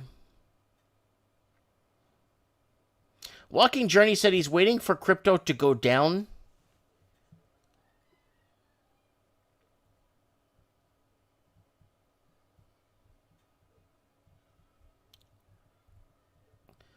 So we get a lot of people in the comment section. Comments are moving nice tonight. So Scott's saying he's trying to set up his Skype. Add me on Mike Martin's 1980 on Skype, folks, if you guys want to come on tonight's show. Mike Martin's 1980, if you want to come. I'd like to get Scott, a new caller, on the show to find out what the heck is going on. Giving us an update. Let me see who else is here. God didn't answer. I know God messaged me. New emergency low RBA cash rate. God here. And who else we got? Who else have we got here tonight? All right, let's call Fruit Loops here.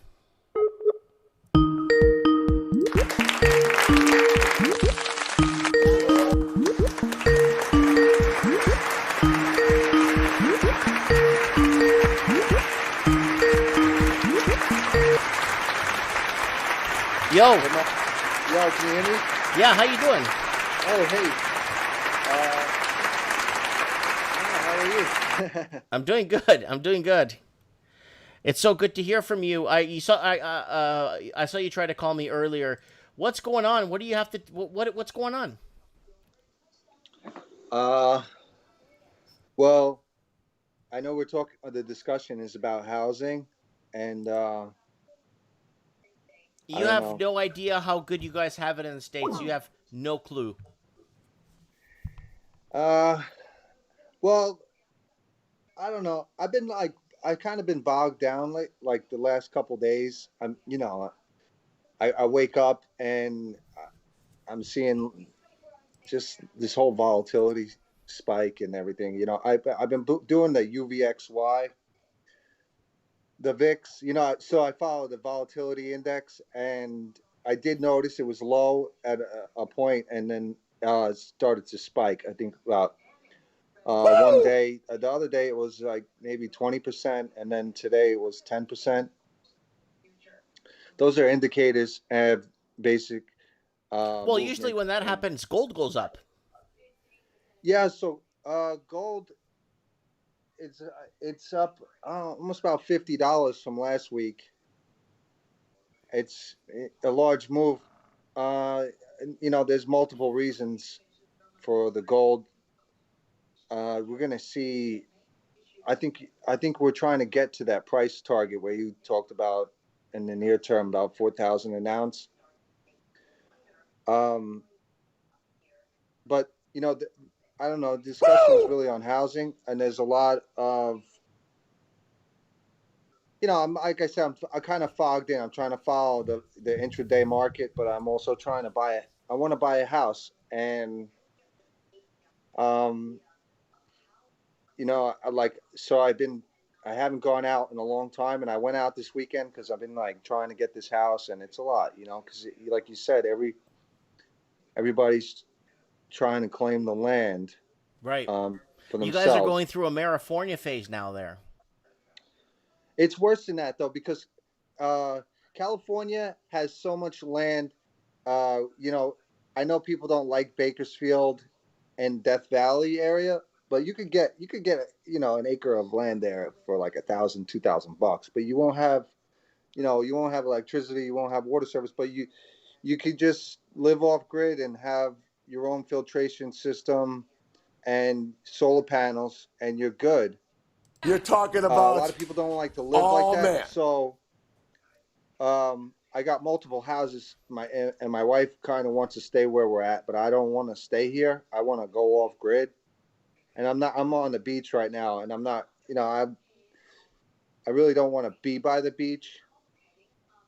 I talked to a lot of my friends, and I don't think there's any safety next to the waters. So I want to move more inland, and I'm trying to buy. I've been reaching out to realtors, and it's annoying. You're talking And about it's not stressful, but man. it's just like they give me the same song and dance. They tell me what we talk about, and I already know what's going on. So I'm just trying to buy a house, and then there's always something going on with the house, like Lumber you prices, guys. Mickey Mouse. I know. Well, yeah, well the lumber it actually fell off hard, um, and that's basic. China is.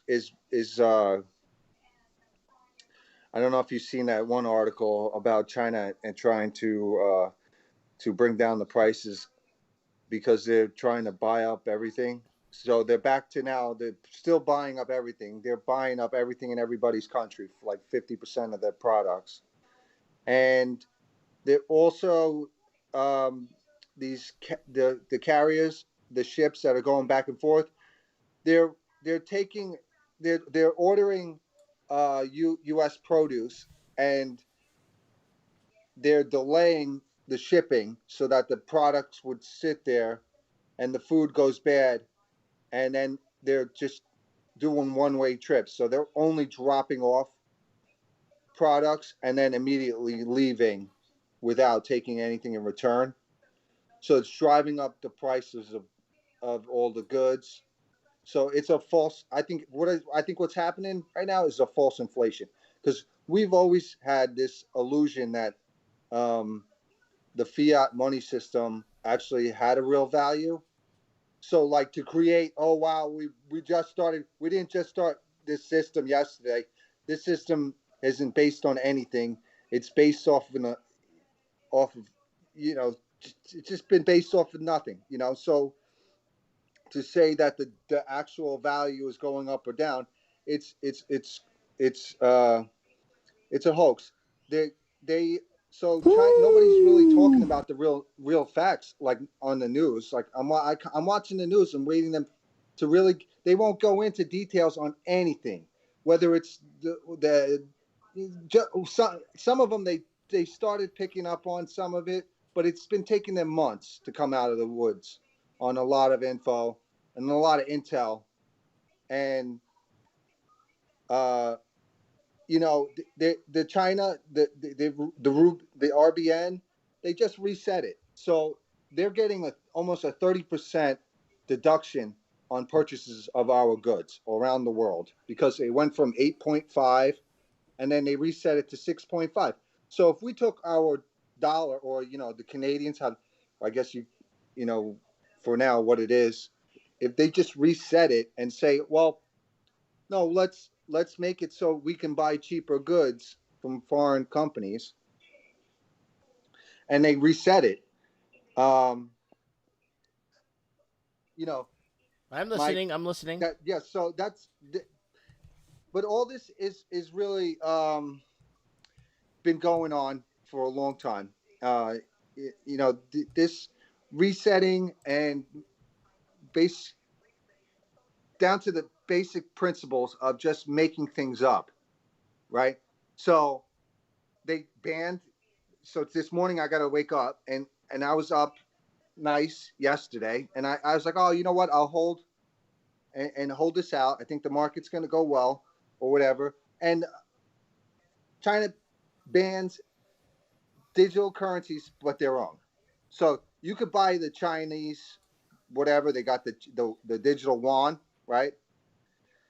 You could buy that one now, but you can't buy the other ones. So it's just totalitarianism, and Beijing Biden, all right, him and Mrs. Toe over there, Hmm. Carol, right? She's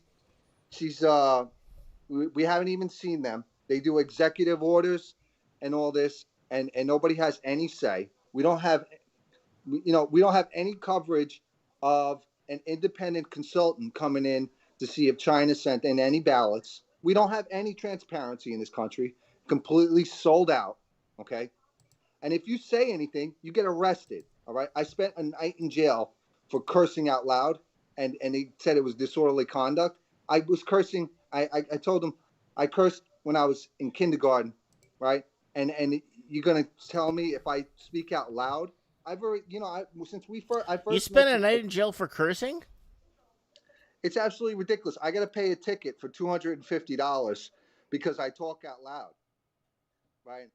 And that's what we're going through. And the news ain't going to tell you what's really going on.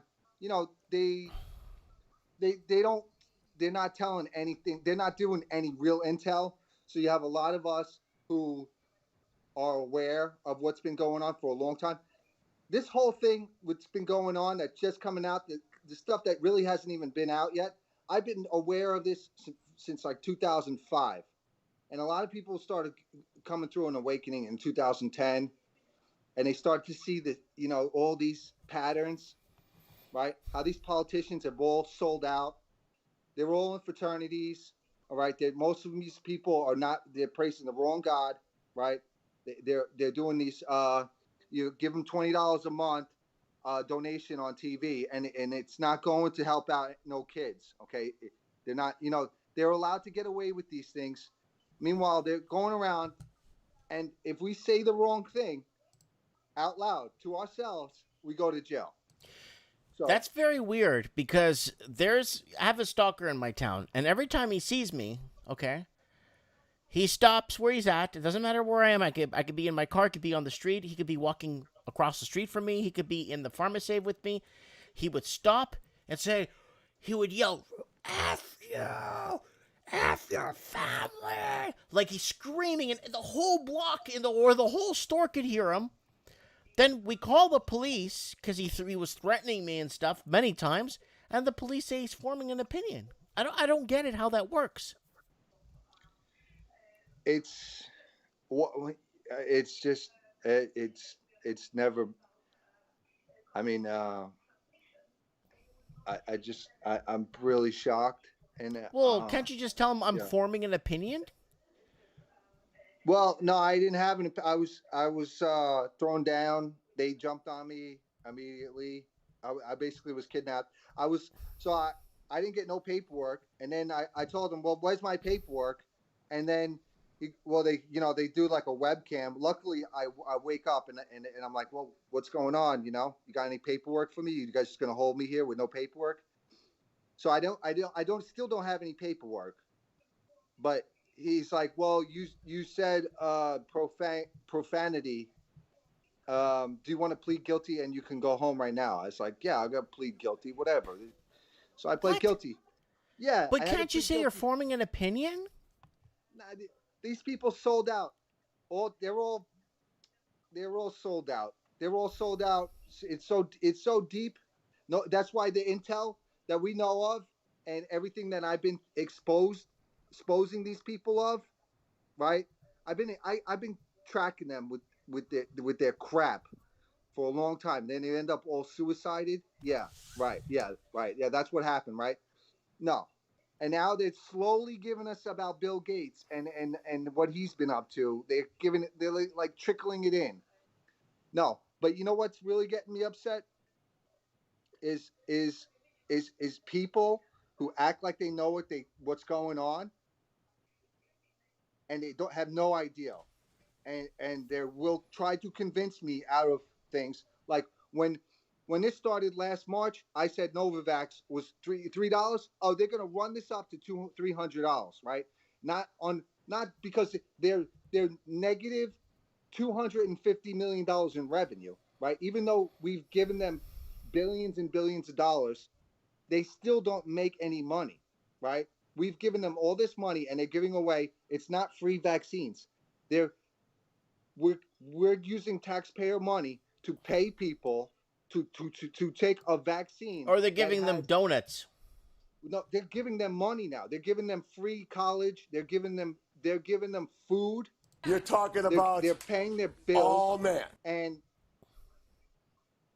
you got bye Beijing Biden, who is making fun of the Coast Guards today because nobody likes him. Nobody wants him. We don't. That's very, very, very, very strange that the most popular president that received the most votes he gets booed at the Super Bowl, he gets booed everywhere. Like, you're talking about all man. We still can't figure out how does his signature change. Nobody looks at his signature. He doesn't write the same signature. I've been writing the same signature since I knew how to handwrite a signature. How all of a sudden his signature changed. Nobody's looking at the fine details. Right? If I was a special investigator, I would get a magnifying glass as my only weapon. And I go around and look at everything. And that's how I find things. Right? These people they're no good. I keep telling my wife that I don't want to be in this country. And there's nothing any different than any of these countries and Colombia. And Colombia just got downgraded because look at the streets over there, right? Yeah, we were covering the riots there and the tax increase, right? They raised taxes by, I think it's like 50%, and that really pissed off a lot of people. Yeah, and then they got this stuff.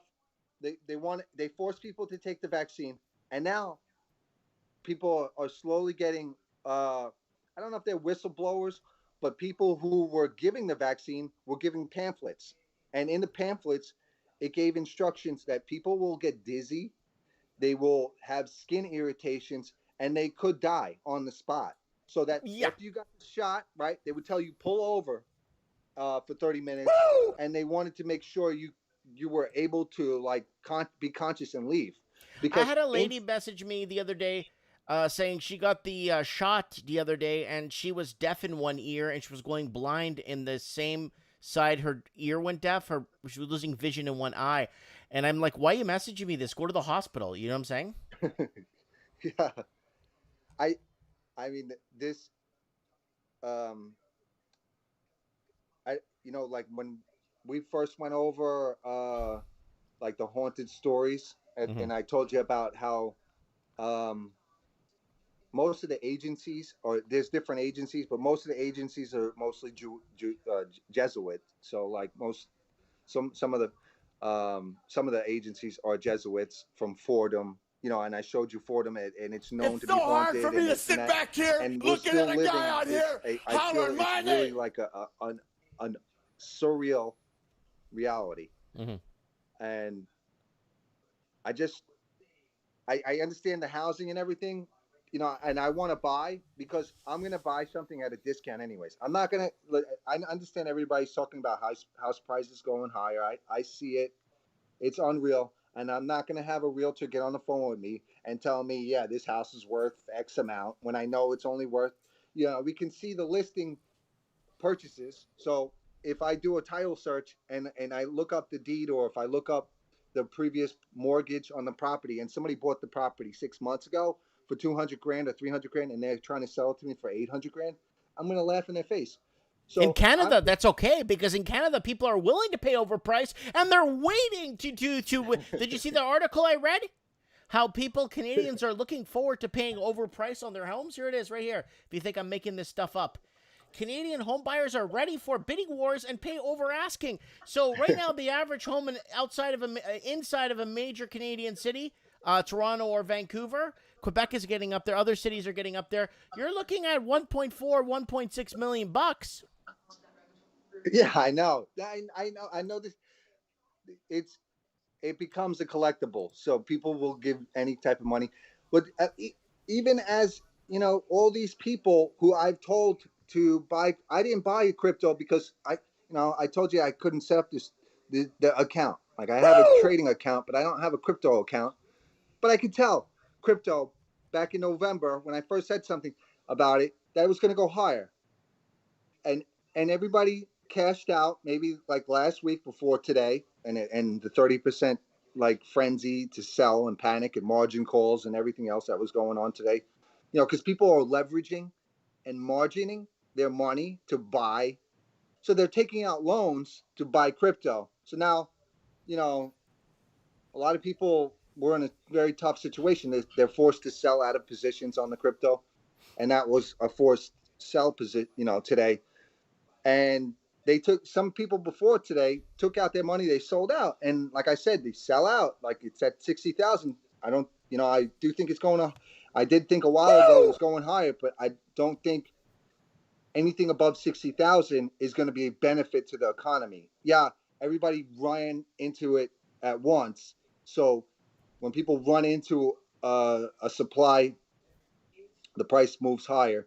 And I showed you the inflation has nothing to do with anything else. It only has to do with Dogecoin going from 0.003 in November to 70 cents.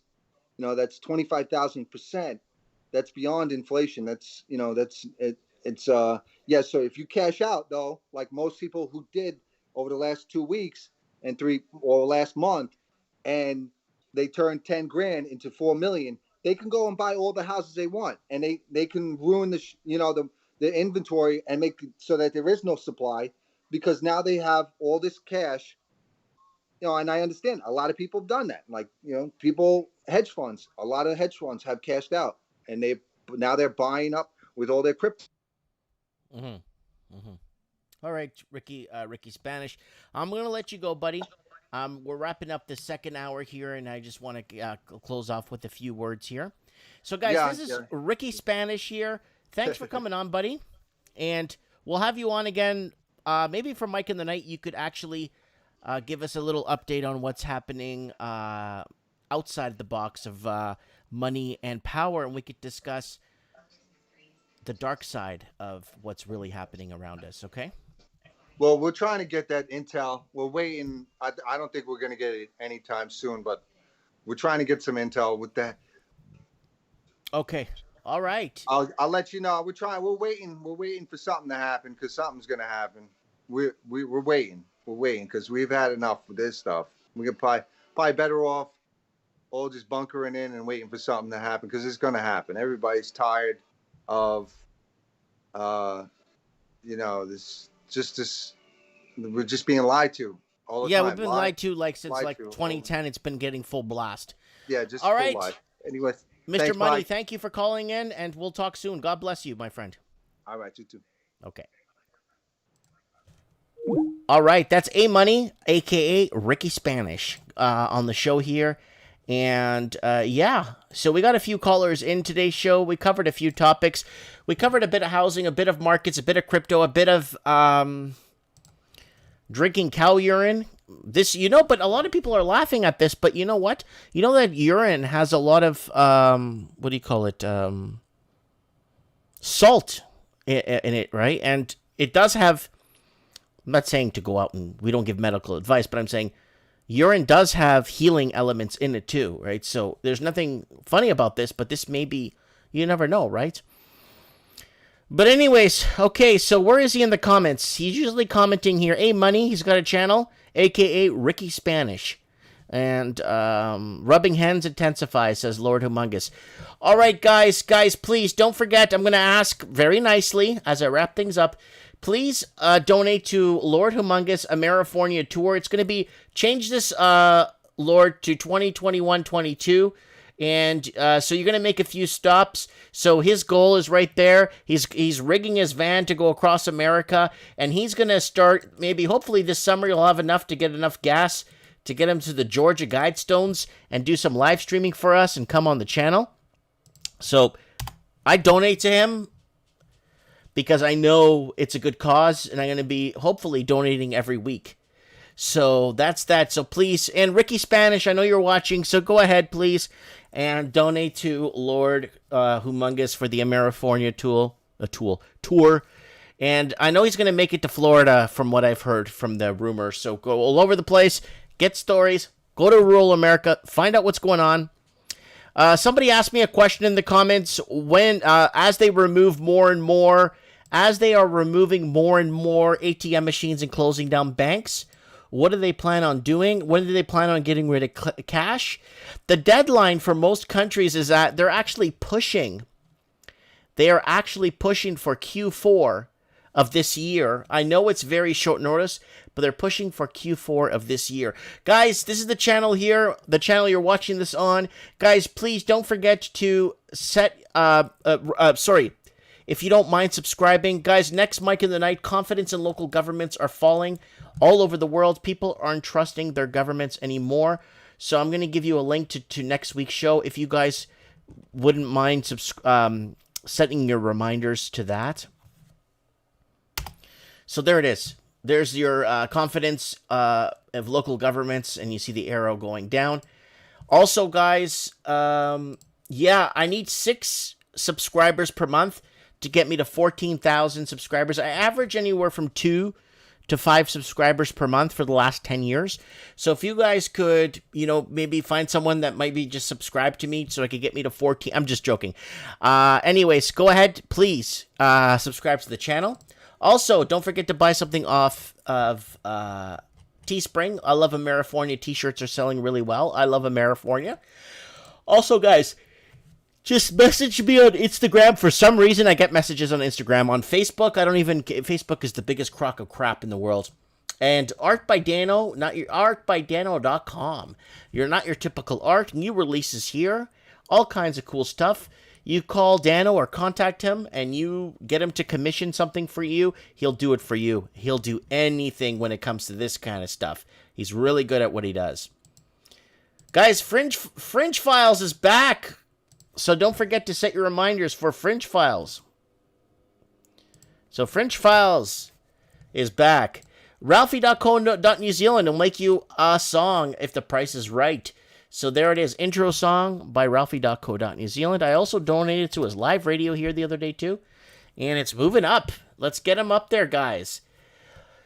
And I try my best here. This isn't the best show in the world. And I appreciate everybody coming out, setting their notifications of being part of the channel. So we're going to start organizing the Amerifornia tour. So when Lord Humongous could head south, maybe meet with, what's his name there? Morgan in Arizona, and then he could go west to see Dano in California, and then maybe go east, start heading east across Texas. And we got a lot of people watching this channel from everywhere. So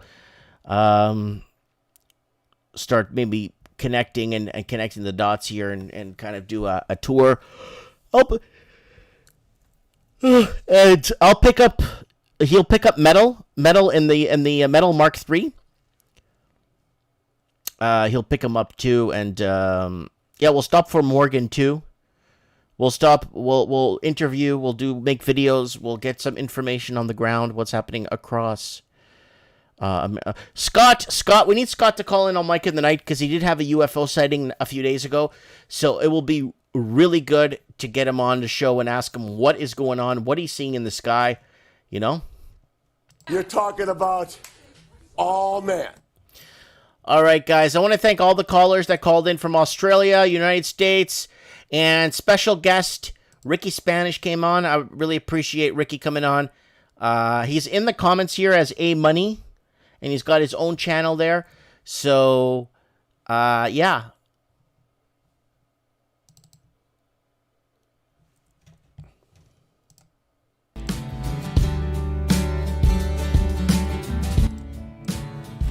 Wrapping it up.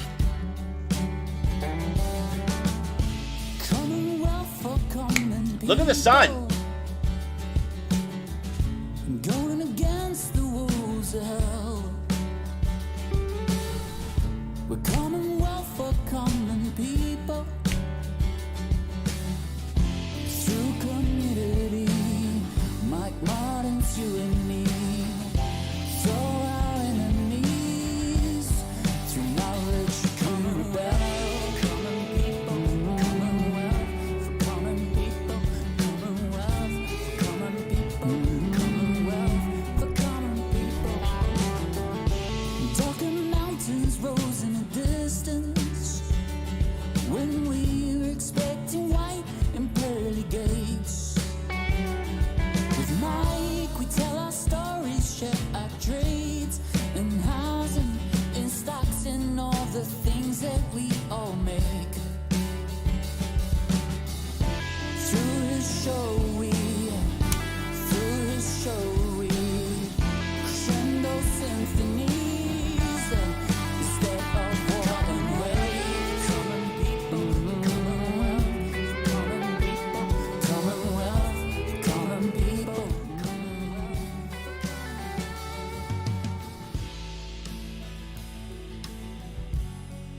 Thanks, everybody, guys. You guys are the best. Thanks for calling in and being part of the show, commenting, and it's good to hear from you guys.